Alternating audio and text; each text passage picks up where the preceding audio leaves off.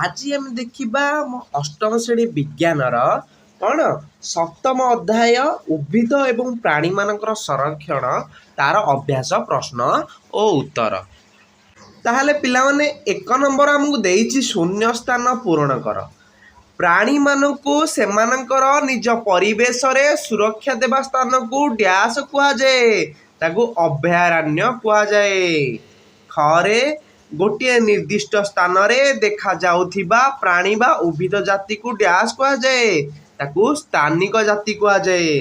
गरे परिव्राजक पक्षी डैश परिवर्तन जोगु बहु दूर को उड़ी जाती सी पाग परिवर्तन हेले कौन करती बहु दूर को उड़ी जाती। 2 नंबर पिला माने देखिबा हम प्रभेद दर्शाइबा पार्थक्य हैला अभयारण्य और जीवमंडल संरक्षित स्थान हैला। ताले अभयारण्य का पे उद्दिष्ट अभयारण्य होजी जीवजंतु को सुरक्षा पाई उद्दिष्ट। सेमिति जीवमंडल संरक्षित स्थान होची जैव विविधतार संरक्षण पाई यह उद्दिष्ट। आ अभयारण्य होची यह केवल केतक जीव और तार परिवेश उपरे कौनसी अनिष्टकारी प्रभाव न पकाउथिबा अंचल। आ जीवमंडल संरक्षित स्थान होची एही अंचल रे जैव विविधता और संस्कृतिर सुरक्षा रे सहायक होतिबा अंचल। अभयारण्य होची आसामर काजीरंगा एक अभयारण्य अटे उदाहरण रे। आउ जीवमंडल संरक्षित स्थान होची पश्चिम बंगर सुंदरवन एक जीवमंडल संरक्षित स्थान। तापरे खरे पिला नाम दिला चिड़ियाखाना और अभयारण्य भितरे पिला माने चिड़ियाखाना होची जीवर कृत्रिम वासस्थान अभयारण्य होची प्राकृतिक वासस्थान। चिड़ियाखाना रे पशु मानू खाद्य दि जाए नियमित जत्न निया जाए किंतु एठी अभयारण्य पशु पक्षी माने कौन निज स्वाधीन भाव खाद्य संग्रह करिथांती। चिड़ियाखाना रे ओडिशार नंदनकानन ठारे एक चिड़ियाखाना अच्छी अभयारण्य होची ओडिशार शिमिलीपाल ठारे एक अभयारण्य अच्छी। गरे पिला नाम को देला विपदग्रस्त और विलुप्त जाति उद्भिद समूह प्राणी कूल। ताले विपदग्रस्त जाति उद्भिद समूह प्राणी कूल बा विलुप्त हैला। ताले यार पार्थक्य देखिबा पिला ने विपदग्रस्त माने कौन जे उद्भिद और प्राणी क्रमशः कमी विलोप होगा बसले माने अल्प किछिटा पृथ्वी रे अछंती आगामी किछि समय भितर विलुप्त हो जिवे। विलुप्त माने कौन जी आउ ए पृथ्वी रे नाहांती आउ देखा जाउ नाहांती से माने हेले विलुप्त हैला। ताहले विपदग्रस्त जाति को पिलाने संरक्षण करी संख्या बढ़ा जाई पारिबो कारण ताकू जदि आमे संरक्षण करिया से जे अल्प अछंती ताकू वर्ष वृद्धि करि परिबे किंतु ए प्रकार आउ जाति विलुप्त जातिर आउ मिलिबा संभवपर नुहे। विपदग्रस्त जातिर रणा साप धला बाघ काश्मीरी हरिण सागुणा आदि ए श्रेणी अंतर्गत। आ विलुप्त हला डायनोसोर मामाथ अर्की ओटेकेरिसिस ए सबु डायनोसोर पिलाने हम देखिबा को पाइबा कि नाही हैला। एटाला विपदग्रस्त और विलुप्त जातिर हमर पार्थक्य देखिले। तापर 3 नंबर पिलाने देखिबा देइछे हमको जंगल ध्वंस हेतु निम्नलिखित विषय उपरे कौन प्रभाव पड़े आलोचना कर। पिला माने एटा एक मारिके किंबा 2 मारिके क्वेश्चन से एक मारिका वन्य प्राणी क्या कह जाए। पिला माने जंगल ध्वंस जोगु वन्य प्राणी प्राकृतिक बासस्थली नष्ट हो जाए फल एमाने प्रथमे विपदग्रस्त प्राणी और परवर्ती पर्यायर विलुप्त जाति परिणत हुअंती हैला। माने एटा जंगल ध्वंस हेतु ताहले की प्रभाव पड़ुची वन्य प्राणी गला। तापरे ग्रामांचल कौन होउची पिला माने ठीक रे वर्षा हबनी मृत्तिकार उर्वरता हबनी तेणु भलरे फसल मध्य हबनी एवं बन्या इत्यादि प्रतिकूल प्रभाव ग्रामांचल उपरे अधिक मात्रा रे पड़ी थाए। तापर पृथ्वी रे कौन प्रभाव पड़ुची जंगल ध्वंस जो माटीर धर्म बदली जाउची मृत्तिका उपर स्तर क्षय होथिबा तले थिबा कठिन और पठुरिया स्तर ऊपर को देखा जाउची। एही स्तर क्षतिर परिमाण कम थिबारु धीरे धीरे उर्वर मृत्तिका मरुभूमि रे परिणत हो जाउची हैला। उर्वर मृत्तिका मध्य मरुभूमि रे परिणत हो जिवो जदि जंगल ध्वंस हो जिवो। तापरे परिवेश कौन होची वायुमंडल आमर अंगारकाम्ल परिमाण वृद्धि पाउथिबारु पृथ्वी रे तापमात्रा वृद्धि पाउची फल जलचक्र बाधाप्राप्त होउची ओ एवं वृष्टिपात कमी जाउची वर्षा कमी जाउची एवं मरुड़ी देखा जाउची। सहरांचल कौन प्रभाव होची जंगल ध्वंस जो वायुमंडल अंगारकाम्ल परिमाण ବୃଦ୍ଧି ପାଉଛି। ସହରାଞ୍ଚଳରେ ଗାଡ଼ି ମଟର ନିର୍ଗତ ଧୂଆଁ ଏହାକୁ ବୃଦ୍ଧିକୁ କ'ଣ ଧୀରେ ଧୀରେ ବଢ଼ାଉଛି। ଅଙ୍ଗାରକାମ୍ଳ ପୃଥିବୀକୁ ବିକୃତ ତାପ ଶୋଷଣ କରିବା ଦ୍ୱାରା ସହରାଞ୍ଚଳରେ ତାପମାତ୍ରା ଅଧିକ ବୃଦ୍ଧି ପାଉଛି। ଏବଂ ପରପିଢ଼ି କି ପ୍ରଭାବ ପାଇବେ? ଜଙ୍ଗଲ ଧ୍ୱଂସ ପ୍ରକ୍ରିୟା ବନ୍ଦ ନହେଲେ, ଧ୍ୱଂସ ରକ୍ଷା ପାଇବା ପାଇଁ ପୁନଃ ବନୀକରଣ କରା ନ କଲେ ପରପିଢ଼ି ପ୍ରାଣୀମାନେ ପୃଥିବୀରେ ବଞ୍ଚି ରହିବା କଷ୍ଟକର ହୋଇଯିବ। ସେମାନେ ପ୍ରକୃତି ବିରୁଦ୍ଧରେ ସଂଗ୍ରାମ କରିବାକୁ ବାଧ୍ୟ ହେବେ। ସୁତରାଂ ଭବିଷ୍ୟତରେ ସବୁଜ ଅରଣ୍ୟ ବର୍ତ୍ତମାନର ବୃକ୍ଷରୋପଣ ଉପରେ ହିଁ ନିର୍ଭରଶୀଳ। ମାନେ ବର୍ତ୍ତମାନ ଯଦି ଆମେ ଗଛ ଲଗାଇଥିବା ଭବିଷ୍ୟତରେ ଏଟା ଜଙ୍ଗଲ ହେଇକି ପରିବର୍ତ୍ତନ ହେବ।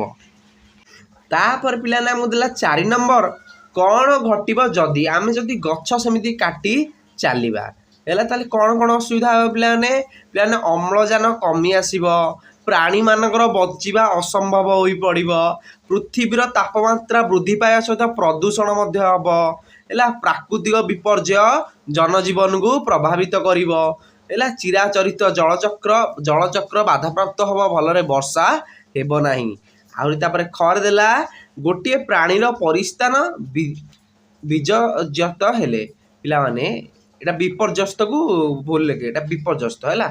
ଯଦି ଆମେ ଗୋଟେ ପ୍ରାଣୀର ପରିସ୍ଥାନକୁ ବିପର୍ଯ୍ୟସ୍ତ କରିବା, ସେଠି ସେ ପ୍ରାଣୀର ସ୍ଥିତି ପ୍ରତି ବିପଦ ସୃଷ୍ଟି ହେବ, ତିଷ୍ଠିବା କଷ୍ଟକର ହୋଇପଡ଼ିବ, ସେମାନଙ୍କ ସଂଖ୍ୟା କ୍ରମଶଃ ହ୍ରାସ ପାଇ ବିପଦଗ୍ରସ୍ତ ପ୍ରାଣୀ ଭାବେ ପରିଚିତ ହେବେ, ସେମାନେ କ୍ରମଶଃ ବିଲୁପ୍ତ ହୋଇ ବିଲୁପ୍ତ ଜାତିରେ ପରିଣତ ହେବେ। ଯଦି ମାଟିର ଉପର ସ୍ତର ନଷ୍ଟ ହୁଏ ତାହେଲେ କ'ଣ ହେବ? ପିଲାମାନେ ମାଟିର ଉପର ସ୍ତର ନଷ୍ଟ ହୋଇଗଲେ ଆମର ହେଲା, ତଳେ ଥିବା କଠିନ ଓ ପଥୁରିଆ ସ୍ତର ବାହାରକୁ ଉପରକୁ ଦେଖାଯିବ, ହ୍ୟୁମସ୍ ବା ଉର୍ବରତା କମିଯିବ, ଧୀରେ ଧୀରେ ଉର୍ବର ମୃତ୍ତିକା ମରୁଭୂମିରେ ମଧ୍ୟ ପରିଣତ ହୋଇଯିବ। ତାପରେ 5 ନମ୍ବର ଆମର ପିଲାମାନେ 2 ରୁ 3 ମାର୍କିଆ କୋଶ୍ଚିନ୍ ଆସିବ। ଆମେ କାହିଁକି ଜୈବ ବିବିଧତା ସଂରକ୍ଷଣ କରିବା? ଏଇଟା ଆମର ବହିରେ ଦେଇଛି, ବହିରୁ ହିଁ ଅଷ୍ଟମ ଶ୍ରେଣୀରେ ବହୁତ କୋଶ୍ଚିନ୍ ଆସେ ହେଲା, ପୁରା 90% କୋଶ୍ଚିନ୍ ବହି କୋଶ୍ଚିନ୍ରୁ ଆସିବ। ତାହେଲେ ଜୈବ ବିବିଧତା କହିଲେ ପୃଥିବୀ ପୃଷ୍ଠରେ ବାସ କରୁଥିବା ବିଭିନ୍ନ ପ୍ରକାର ଉଦ୍ଭିଦ ଓ ପ୍ରାଣୀ, ସେମାନଙ୍କ ମଧ୍ୟରେ ରହିଥିବା ପାରସ୍ପରିକ ସମ୍ପର୍କ ଓ ପରିବେଶ ସହ ସେମାନଙ୍କ ସମ୍ପର୍କକୁ ବୁଝାଏ। ମାନେ ଆମେ ଉଦ୍ଭିଦ ଆଉ ପ୍ରାଣୀ ଆମର ପରିବେଶ ସହିତ ସମ୍ପର୍କକୁ ଆମେ ଜୈବ ବିବିଧତା କହିବା। ଜୈବ ବିବିଧତାର ସଂରକ୍ଷଣ ଦ୍ୱାରା ପରିସଂସ୍ଥାର ଉପଯୁକ୍ତ ରକ୍ଷଣାବେକ୍ଷଣ ସମ୍ଭବ ହୋଇଥାଏ, କାରଣ ବିଭିନ୍ନ ଜାତିର ପ୍ରାଣୀ ଓ ଉଦ୍ଭିଦମାନେ ଖାଦ୍ୟ ଶୃଙ୍ଖଳ ଓ ଖାଦ୍ୟ ଜାଲିର ଗୋଟିଏ ଗୋଟିଏ ଅଂଶ ଅଟନ୍ତି। ଜୈବ ବିବିଧତାର ସଂରକ୍ଷଣ ଦ୍ୱାରା ଉଭୟ ଜଙ୍ଗଲ ଓ ବନ୍ୟଜନ୍ତୁଙ୍କୁ ଧ୍ୱଂସ ମୁଖ୍ୟରୁ ଆମେ ରକ୍ଷା କରାଯାଇପାରିବ। ତାପରେ ଖରେ ଦେଲା ସୁରକ୍ଷିତ ଜଙ୍ଗଲ ମଧ୍ୟ କାହିଁକି ପ୍ରାଣୀମାନଙ୍କ ପାଇଁ ସମ୍ପୂର୍ଣ୍ଣ ନିରାପଦ ନୁହେଁ? କାରଣ ସୁରକ୍ଷିତ ଜଙ୍ଗଲରେ କୌଣସି ପ୍ରାଣୀଙ୍କୁ ଶିକାର କରିବା, ସେମାନଙ୍କୁ ଗୁଳି କରିବା, ଫାଶ ବସାଇ ଧରିବା ନିଷିଦ୍ଧ ଅଟେ। ଦୁଃଖର ବିଷୟ, ଏହି ସୁରକ୍ଷିତ ଜଙ୍ଗଲଗୁଡ଼ିକ ପ୍ରାଣୀମାନଙ୍କ ପାଇଁ ମଧ୍ୟ ନିରାପଦ ନୁହନ୍ତି, କାରଣ ଆଖପାଖର ଆଦିବାସୀ ଏହାକୁ ଜବରଦଖଲ କରି ଜୀବଜନ୍ତୁମାନଙ୍କୁ ନଷ୍ଟ କରିଥାନ୍ତି। ତାପରେ ଗରେ ପିଲାମାନେ ଦେଖିବା, କେତେକ ଆଦିବାସୀ ଜଙ୍ଗଲ ଉପରେ ନିର୍ଭର କରନ୍ତି। କିପରି?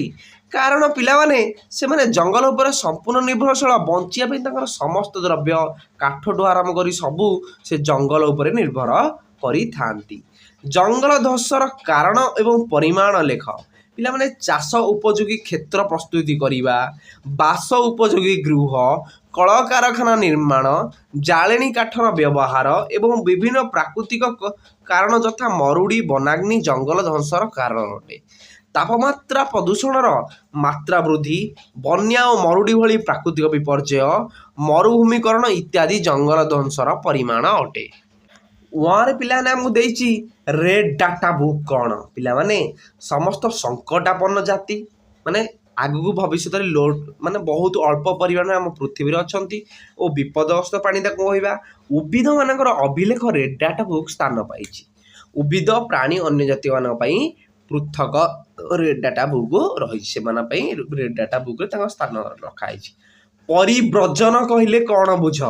ବସବାସ କରୁଥିବା ଅଞ୍ଚଳର ପାଗ ଅତିଶୟ ଥଣ୍ଡା ବା ପ୍ରତିକୂଳ ହେଲେ ଅଣ୍ଡା ଦେବା ପାଇଁ କେତେକ ପକ୍ଷୀ ଅନ୍ୟତ୍ର ଉଡ଼ିଯାଆନ୍ତି, ଏହାକୁ ପରିବ୍ରଜନ କୁହାଯାଏ। ବହୁ ଦୂର ଅତିକ୍ରମ କରୁଥିବା ପକ୍ଷୀମାନଙ୍କୁ ପରିବ୍ରାଜକ ପକ୍ଷୀ କୁହାଯାଏ। ତାପରେ 6 ନମ୍ବର ପିଲାମାନେ, କଳକାରଖାନା ଓ ବାସଗୃହର ଆବଶ୍ୟକତା ପୂରଣ ପାଇଁ ଗଛ କଟା ସବୁବେଳେ ଚାଲିଛି। ଏହିଭଳି ପ୍ରକଳ୍ପ ପାଇଁ ଗଛ କାଟିବା ବିଧେୟ କି ଆଲୋଚନା କରି ଏକ ରିପୋର୍ଟ ପ୍ରସ୍ତୁତ କର। ପିଲାମାନେ କଳକାରଖାନା ଓ ବାସଗୃହ ଆବଶ୍ୟକତା ପୂରଣ ପାଇଁ ଗଛ କଟା ଆମେ ଜାଣିଛି ସବୁବେଳେ ଚାଲିଛି। ଏହା ପାଇଁ ତାହେଲେ ଅଣ ଜଙ୍ଗଲ ଅଞ୍ଚଳରେ କଳକାରଖାନା ଓ ବାସଗୃହ ନିର୍ମାଣ କରାଗଲେ ଆମେ ଗଛ ଏମାନଙ୍କୁ କାଟିବା। ଯେଉଁଠି ଜଙ୍ଗଲ ଫଙ୍ଗଲ ନାହିଁ ସେଇଠି ଆମେ କଳକାରଖାନା କରିବା ଆଉ ଜଙ୍ଗଲ କ୍ଷତି ହେବ ନାହିଁ ଏବଂ ବୃକ୍ଷରୋପଣ କରି ପୁନଃ ବନୀକରଣ କରିବା। ତାପରେ 7 ନମ୍ବର ପିଲାମାନେ ଆମକୁ ଦେଲା ତୁମ ଅଞ୍ଚଳର ସବୁଜ ସମ୍ପଦ ରକ୍ଷା କରିବା ପାଇଁ ତୁମେ କ'ଣ କରିପାରିବ ତାର ଏକ ତାଲିକା ପ୍ରସ୍ତୁତ କର। ପିଲାମାନେ ଗଛ କାଟିବା ପାଇଁ କାହାକୁ ଅନୁମତି ଦେବା ନାହିଁ, ବୃକ୍ଷରୋପଣ କରି ସବୁଜ ଅରଣ୍ୟ ସୃଷ୍ଟି କରିବା, ଛୋଟ ଗଛରେ ପାଣି ଦେଇ ବଢ଼ାଇବା, ଛୋଟ ଗଛକୁ ତାରବାଡ଼ ଦ୍ୱାରା ଆବଦ୍ଧ କରି ରଖିବା, ସବୁଜ ସମ୍ପଦର ସୁରକ୍ଷା ପାଇଁ ଜନସଚେତନା ସୃଷ୍ଟି କରିବା ହେଲା। ତାପରେ 8 ନମ୍ବର ଆମକୁ ଦେଲା ଜଙ୍ଗଲ ଧ୍ୱଂସ ଫଳରେ ବୃଷ୍ଟିପାତ କିପରି କମିଯାଏ ବୁଝାଅ। ପିଲାମାନେ ଏଇଠି ଆମ ପିଲାମାନେ ଓଡ଼ିଶାରେ ଆମର ଦେଇଛି, ଏଇଠି ଅଛି ଆମର ଭିତରକନିକା, ଏଠି ଶିମିଳିପାଳ।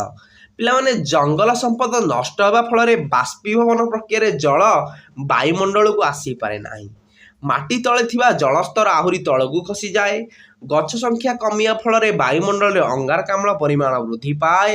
ଏହି ଅଙ୍ଗାରକାମ୍ଳ ପୃଥିବୀରୁ ବିକରିତ ତାପ ଶୋଷଣ କରିବା ଦ୍ୱାରା ପୃଥିବୀର ତାପମାତ୍ରା ମଧ୍ୟ ବୃଦ୍ଧି ପାଏ, ଫଳରେ ଜଳଚକ୍ର ବାଧାପ୍ରାପ୍ତ ହେବା ଯୋଗୁଁ ବୃଷ୍ଟିପାତ ହ୍ରାସ ପାଏ। 9 ନମ୍ବର କ୍ୱେଶ୍ଚିନ୍ ଦେଇଛି ତୁମ ରାଜ୍ୟରେ ଥିବା ଜାତୀୟ ଉଦ୍ୟାନ ଗୁଡ଼ିକ ଚିହ୍ନଟ କରି ଭାରତର ଏକ ରେଖା ମାନଚିତ୍ର ସେ ଅଞ୍ଚଳର ଦିଶାଅ। ଏଠି ଆମେ କରିଛେ ଶିମିଳିପାଳ ଆଉ ଭିତରକନିକାର କରିଛେ। 10 ନମ୍ବର କ୍ୱେଶ୍ଚିନ୍ ପିଲାମାନେ ଏଇ ବିଷୟର ଶେଷ କ୍ୱେଶ୍ଚିନ୍ କାଗଜ ସଞ୍ଚୟ କରିବା କାହିଁକି, କେଉଁ ଉପାୟରେ କାଗଜ ସଞ୍ଚୟ କରିହେବ ତାର ଏକ ତାଲିକା ପ୍ରସ୍ତୁତ କର। ପିଲାମାନେ ଜଙ୍ଗଲ ଲୋପ ପାଇବାର ଅନ୍ୟ ଏକ କାରଣ ହେଉଛି କାଗଜର ଅତ୍ୟଧିକ ବ୍ୟବହାର। ଗୋଟିଏ ଟନ୍ କାଗଜ ତିଆରି ପାଇଁ 17ଟି ପୁରା ବଢ଼ିଥିବା ଗଛ ଆବଶ୍ୟକ ହୋଇଥାଏ। ଏହି କାରଣରୁ ଆମେ କାଗଜ ସଞ୍ଚୟ କରିବା ଉଚିତ ହେଲା। ଗୋଟିଏ ଟନ୍ କାଗଜ ପାଇଁ 17ଟି ପୁରା ବଢ଼ିଥିବା ବାଉଁଶ ଗଛ ପିଲାମାନେ ଆବଶ୍ୟକ ହୁଏ ହେଲା। କାଗଜ କେମିତି ସଞ୍ଚୟ କରିବା, ଯଥାସମ୍ଭବ ଅଳ୍ପ କାଗଜ ବ୍ୟବହାର କରିବା, କାଗଜର ପୁନଃ ବ୍ୟବହାର ଓ ପୁନଃଚକ୍ରଣ କରିବା, ଇଲେକ୍ଟ୍ରୋନିକ୍ ନୋଟବୁକ୍ ବ୍ୟବହାର କରିବା, ଗାଣିତିକ ହିସାବ ପାଇଁ ଲଗ୍ ଟେବୁଲ ଓ କାଲକୁଲେଟର ବ୍ୟବହାର କରିବା, କମ୍ପ୍ୟୁଟରରେ ତଥ୍ୟ ସଂରକ୍ଷିତ କରିବା। ପିଲାମାନେ ଏହି ବିଷୟର ସମ୍ପୂର୍ଣ୍ଣ ଅଭ୍ୟାସ ପ୍ରଶ୍ନପତ୍ର ଉଦ୍ଭିଦ ଏବଂ ପ୍ରାଣୀମାନଙ୍କର ସଂରକ୍ଷଣର ସରିଗଲା।